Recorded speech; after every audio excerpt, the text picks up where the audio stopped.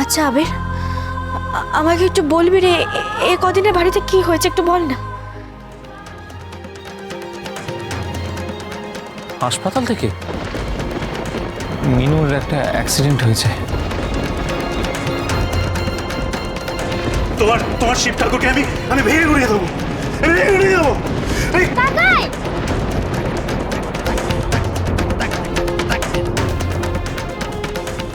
আমার খুব ভয় করছিল মিনু। কাকাই কিরম করছিল, বাবা বলছিল কাকাই নাকি পাগল হয়ে যাবে। না না আবির শোনা, না কিচ্ছু হবে না। আমি তো এসে গেছি, তোদের মিনু তো তোদের কাছে এসে গেছে তাই না? মিনু তুই কিছু একটা কর মিনু, আমি জানি তুই মিনু। মিনু কখনো আমায় না বলে কোথাও যায় না। কিন্তু এরা তো সে কথা মানতেই চাইছে না। জানিস তো আবির, আমাকে তো ঘরেই ঢুকতে দিল না। সে কাকাইকে তো তুই জানিস, তুই আমার ফ্রেন্ড গণেশ ঠাকুর, ওনাকে সব বল, উনি সব ঠিক করে দেবেন। তাই যেন হয় আবির, তাই যেন হয়। না রে আবির শোনা, জানিস তো আমার মধ্যে এখানে আর বেশি দিন থাকা হবে না।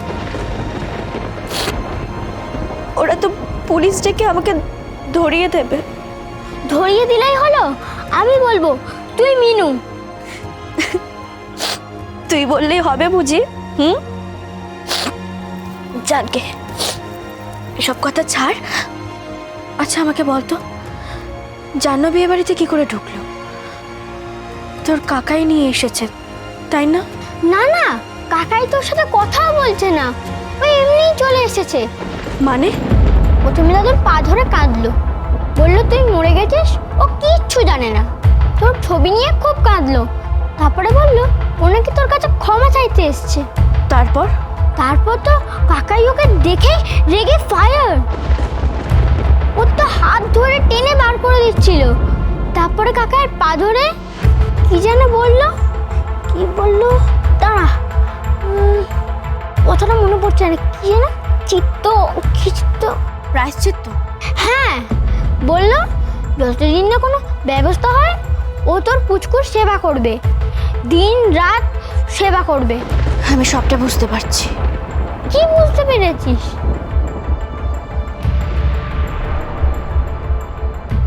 আমার যা বোঝার সব বোঝা হয়ে গেছে। আমি খুব ভালো করে বুঝতে পারছি এ বাড়িতে যা যা হচ্ছে সবটা জাহ্নবীর প্ল্যান। কিন্তু আরে আবির শোনা, আমি কি করে সবার কাছে প্রমাণ করবো যে আমি মিনু? আমাদেরও একটা প্ল্যান করতে হবে, সিম্পল।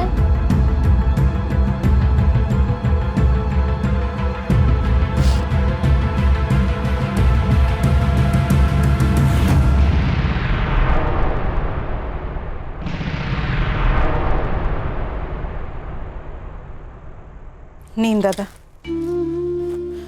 ঘুমের ওষুধটা খেয়ে নিন। দিদিভাই বললো আজ আপনাকে ঘুমের ওষুধ দিতে।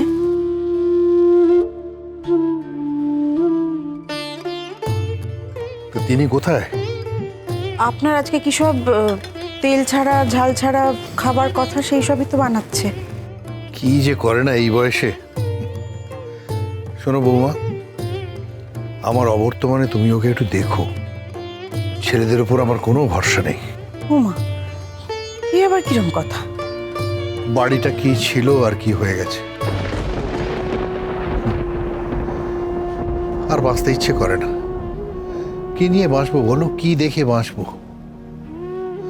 মিনুটাও চলে গেল, আর আমরা দিব্যি খাচ্ছি দাচ্ছি ঘুমোচ্ছি, কোনো কিছুতে তো আটকাচ্ছে না। সে তো আপনার ভাইও চলে গেল, আমিও তো দেখুন না কেমন দিব্যি আছি। জীবন কারোর জন্য থেমে থাকে না দাদা, আমার আপনার জন্যেও থাকবে না। কিন্তু বৌমা, আজ যা ঘটলো, কি করে মেয়েটা বাড়িতে থেকে গেল বলো তো? তোমরা অ্যালাউ করলে কি করে? অ্যালাউ করবো কেন? কিন্তু কিন্তু কি করে ওকে তাড়িয়ে দিই বলুন তো? ওকে দেখলেই তো খালি আমার মিনুর মুখটা মনে পড়ে। অবিকল সে এক হাসি, এক চাউনি, এক চোখ। আর গলার আওয়াজ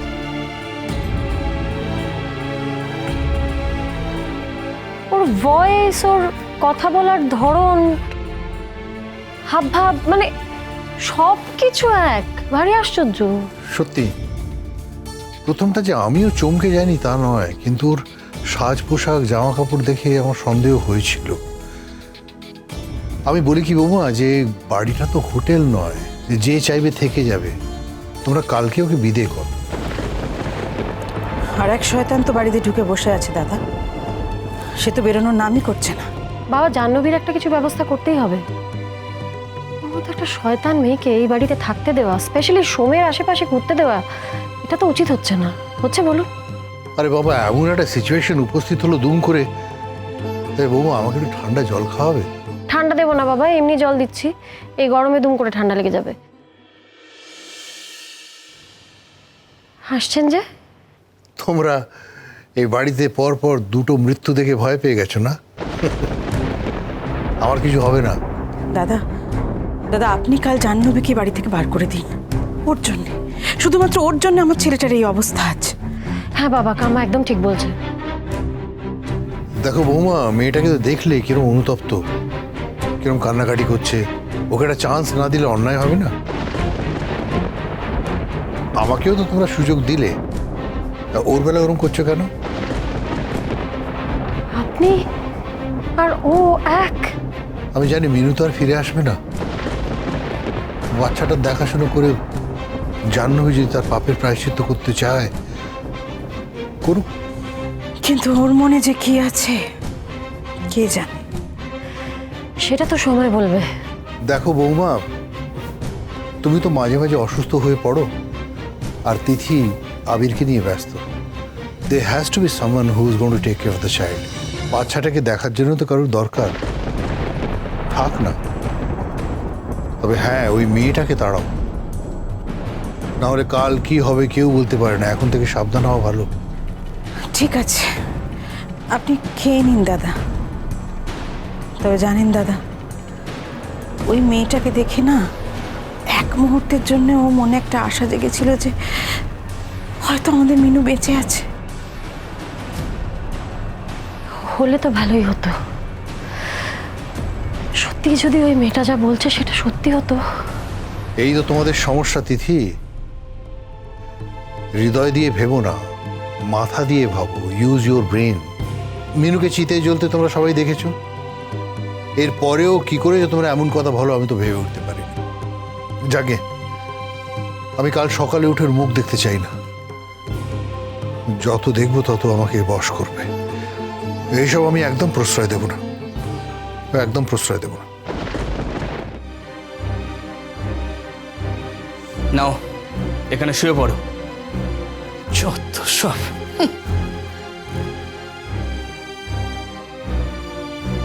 আর এই খাবার রইলো, খেয়ে উদ্ধার করো আমায়। কার্তিকদা, কার্তিকদা, তুমিও কি আমায় চিনতে পারছো না? এই দেখো, একদম একদম গায়ে হাত দেবে কথা বলবে না। যত রাজ্যের উৎপাত। মিনু মিনু আমার বোনের মতন ছিল। ওর জায়গা আমি কাউকে দেব না, বুঝেছো? আর তোমার এইসব চালাকি অন্য জায়গায় দেখিও। আমি চালাকি কেন করব কার্তিকদা? আমি কি করে তোমাকে বোঝাবো? আচ্ছা, তোমার তো দেখে মনে হচ্ছে তুমি ভদ্র ঘরের একটি মেয়ে। তোমার লজ্জা করছে না মিনুর নাম করে এসব অকাজ কুকাজ করতে? ভগবান তোমাকে এর জন্য কোনো দিন ক্ষমা করবে না, কোনো দিন না। মিনু মিনু খুব ভালো মেয়ে ছিল। আমি তো মিনু। তাই তুমি যদি মিনু হও না, তাহলে আমি এবারের মালিক। ন্যাকামো হচ্ছে, একদম কাঁদবে না। চুপচাপ এখানে খেয়ে শুয়ে পড়ো। এখানে? হ্যাঁ, এখানে না তো কোথায়? কালকে থেকে তো জেলের মাটিতে শুতে হবে, তা আজ থেকে প্র্যাকটিস করে নাও। বাজলো